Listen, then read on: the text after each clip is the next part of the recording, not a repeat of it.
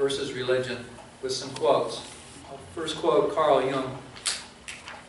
Your vision will become clear only when you look into your heart. Who looks outside dreams. Who looks inside awakens. The Dalai Lama says this. It is more important to create a safer, kinder world than to recruit more people to the religion that happens to satisfy us. Before I present this talk on spirituality, I want to give a fast credit to some of my sources. Shannon Janis, who met a meditative master, Swami Madhukanda, I'm probably mispronouncing that drastically, in the States, and visited Madhukanda in his ashram and stayed for 10 years in the 1980s. She led 10 years of monastic life. She received the name Kumuda. She later produced videos on Indian spirituality. I also credit Dr. Brene Brown, a writer and research professor, Dr. Gus Zerga, a pagan writer, Ed McGay Eagleman from the Oglala Sioux Nation, and Don Cayos of the Mohican Nation. So let's start by asking, what is spiritual living? Part of spiritual living is to make good choices in your life. To make choices that are focused on your highest goals. Your need to discover and honor a deeper calling of your soul and tap into divine guidance. Honoring your individual nature and style also opens the doors to experiencing and expressing your creative spirit, so you can give something great to this world, whatever it is. It also involves trusting yourself. Is a critical part of this spiritual process. To experience a powerful and positive spiritual journey, you have to trust yourself. You are the king of the kingdom. That is your own amazing life. It is your thoughts and actions that mold your journey. Don't just jump into someone else's belief system. Rather, discover craft and enhance your own. So what is the difference between spirituality and religion? Spirituality is the wellspring of divinity that pulsates and flows as the source and essence of every soul. Spirituality relates mainly to your personal search and connection with the divine. As you look beyond appearances to find deeper significance and meaning. Religion is most often used to describe an organized group or culture. Religions often act as a mission and intention of presenting specific teachings and doctrines while nurturing and propagating a particular way of life.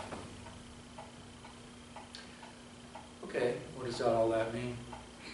Religion is about outwardly guided, while spirituality is being inwardly guided. Here are a few samples of many prohibitions or thou shalt nots. Anybody grew up with thou shalt nots? More than a few in here, I bet. Dictated by various religious traditions as part of their outer guidance. Thou shalt not kill any living thing. That's Buddhism. Thou shalt not eat pork. That's Judaism and Islam. Thou shalt not disturb birds and other living animals. That's Taoism. Thou shalt not wear head coverings in a house of worship if you are male. That's Christianity. Religion and spirituality can blend together beautifully. Spirituality is beyond religion, yet contains all religion. Spirituality is beyond science, yet contains all science. Spirituality is beyond philosophy, yet contains all philosophy.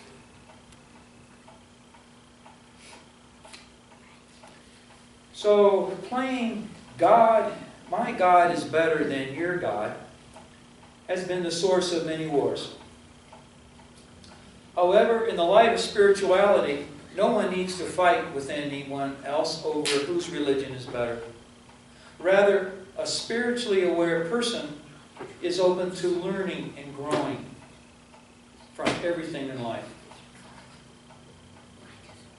The Sufi poet Romney expressed,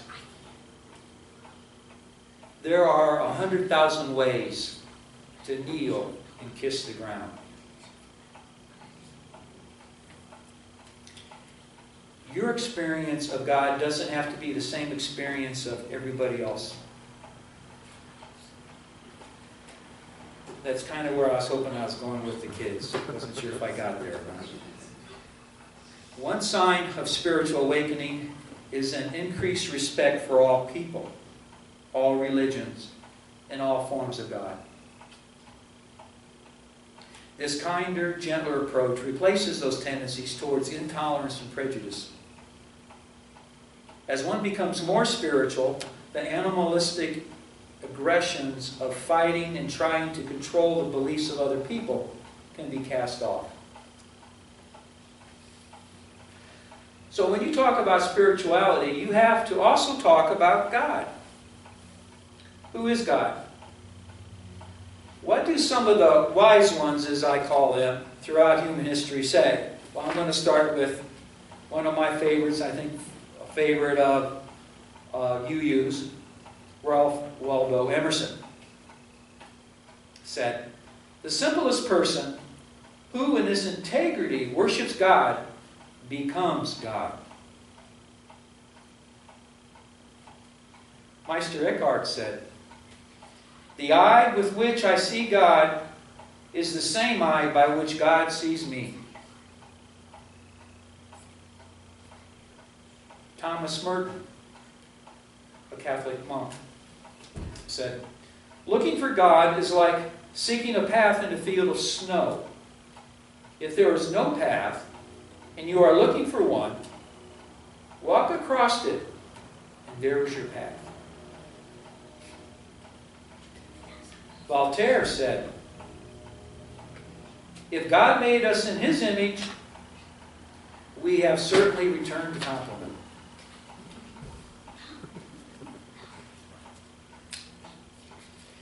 As a Unitarian Universalist and as a pagan grounded in nature, to answer who is God, I turn frequently to Native American spirituality and to one of my favorite authors I bring to you, Eagle Man, who says, "Nature-based culture accepts mystery within spiritual thought. A person who follows or respects natural way could very well answer, 'This is my view, this is my opinion, my belief.' But the subject is so vast that it is beyond the total preview. And if I am to be honest and truthful, that's all I can say. The entire area or subject of the beyond, the supreme being, its creation is one of profound mystery. I do not believe that any two-leggeds know for sure what they are commenting about regarding these subjects. At best, I can only tell you how I or why I arrived at my suppositional conclusions. I could be wrong. You might be right. I don't know. Would not the world be a better place," Eagle Man goes on to say, "if people could just shed their false egos and learn to honestly make these three statements?" I tell you a story of a kindergarten teacher who was observing her class of children while they were drawing. Occasionally, she would walk around to see a child's work. As she got to one little girl who was working diligently, the teacher asked what the drawing was. The girl replied, "I'm drawing God." The teacher paused and said, "But no one knows what God looks like." Without missing a beat or looking up from her drawing, the girl replied, "They will in a minute."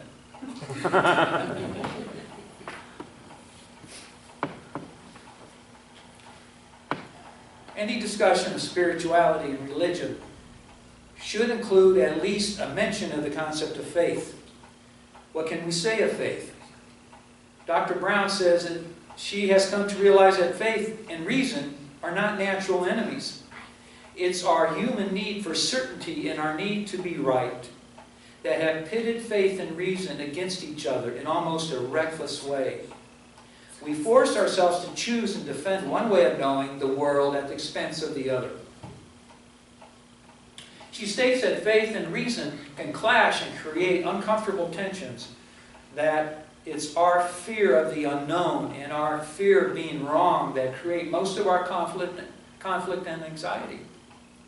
We need both faith and reason to make meaning in our uncertain world. Have you ever heard or maybe thought there's a reason for everything? Have you ever struggled with this idea, uncomfortable with using God or faith or spirituality to explain tragedy? Dr. Brown defines faith based on research interviews she concluded as, here's her definition: faith is a place of mystery, where we find the courage to believe in what we cannot see and the strength to let go of our fear of uncertainty.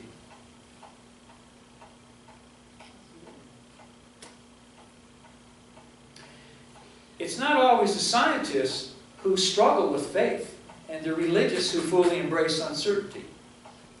Many forms of fundamentalism and extremism are about choosing certainty over faith. Quoting theologian Richard Rohr, "My scientist friends have come up with things like principles of uncertainty and dark holes. They willingly live out inside imagined hypotheses and theories. But many religious folks insist on answers that are always true. We love closure, resolution, and clarity while thinking that we are people of faith. How strange that the very word faith has come to mean the exact opposite." So what does spirituality mean? The word spirit, spiritual, spirituality originally referred to breath and wind and appeared in the 13th, 14th, and 15th centuries. People sometimes confuse the word spirituality with the religious movement, spiritualism. But spirituality goes deep into the heart of every matter and extends far beyond the physical world of matter. Spirituality connects you with a profoundly powerful divine force that presents itself in the universe and in yourself. Whatever you're looking for, happiness, inner peace, or supreme enlightenment, no knowledge can propel you to achieve our personal goals and provide us an effective plan for living, as does spiritual knowledge. One view of spirituality is that it blesses every aspect of your life and reminds you even after your time on earth is done. Spirituality brings you in touch with the great eternal nature of life. It invigorates and inspires the soul to reach for the highest and to do what is right instead of what may be easy or comfortable. Spirituality is like a stream of wisdom that flows through your very being and guides you on your path. So how do we see the materialistic world? How do we see beyond outer appearances, our five senses, and value the intuitive perception of deeper reality? How do we view our own identity in nature? So here's another story. It's about a cub who thought he was a goat. While walking through the forest one day, a young lion cub became separated from his mother. Lost and hungry, the cub came upon a family of goats who took him in as their own. Within a few months, the little cub began to bleat like a goat. One day the goats were dining in a grassy field when a lion happened by. All the young goats went to hide behind the trees. The lion was surprised to see a young lion running to hide with the goats. He went over to the cub and asked, "What are you doing with these goats?" The cub eyed the lion nervously and replied, "These are my goat brothers and sisters, sir, and I am a goat." The older lion realized there was a problem here. "What on earth makes you think you're a goat?" The question confused the cub. Couldn't the lion see that he was a goat? Nobody had ever questioned his goatness before. "Please just let me be," implored the cub. "Everything is just fine with us goats."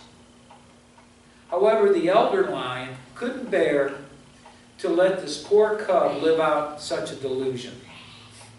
"Come with me," the lion said, leading the cub to a nearby stream. "Now look into these waters and see your nature." The cub walked to the water's edge where he had drunk many times from those waters before, but he never paused to look at his reflection. As he peered into the waters, the cub saw his own majestic face and began to roar with amazement and joy. This analogy illustrates the predicament most people are in. Not realizing their true identity, many base their self-image on the opinions of others. Don Coyas states in his Meditations with Native American Elders, "It's all spirit and it's all connected. If everything is connected, we cannot disconnect. To disconnect is not a real choice. This is why we are always spiritual no matter what we do. Every alcoholic is spiritual. All our brothers and sisters are spiritual. All may not be behaving correctly, but nevertheless, we are spiritual. Our choices is to live out of harmony with spiritual ways, or in harmony, or not in, or in harmony with spiritual ways. Religion is not separate from any part of our lives. Everything is spiritual, and we are to view all matters in this way.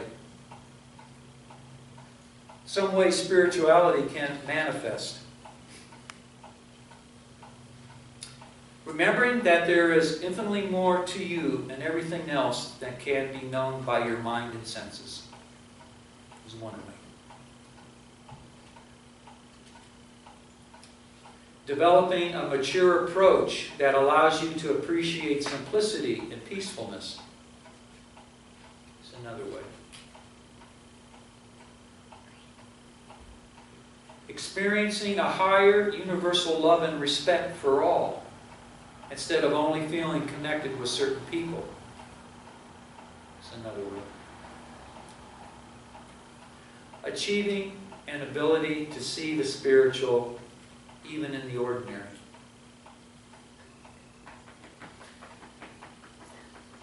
So in closing, being more aware and open to a spiritual view of life, for some requires a letting go of uncertainty.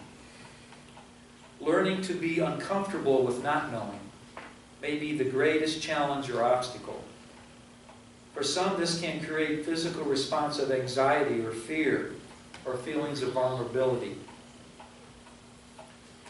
When those moments of inspiration come, I've mentioned to the children, when you take notice, you are reclaiming your spiritual life.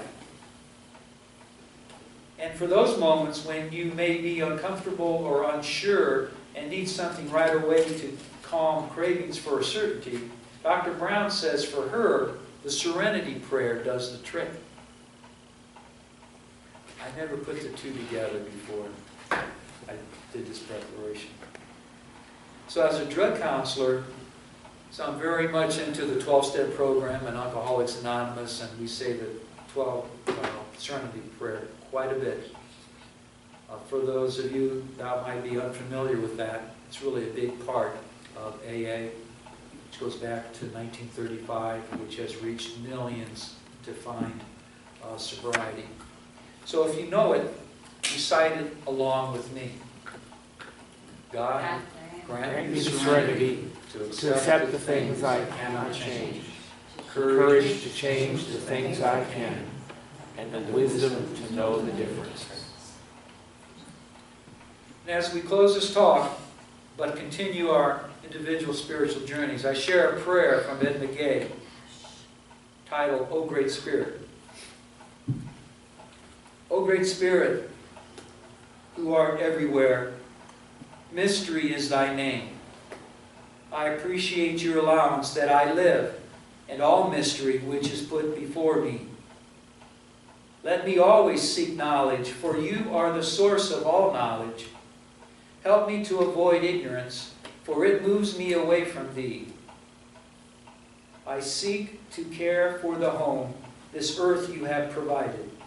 Let my thoughts and actions and deeds lead me to you and the spirit world which waits beyond. So,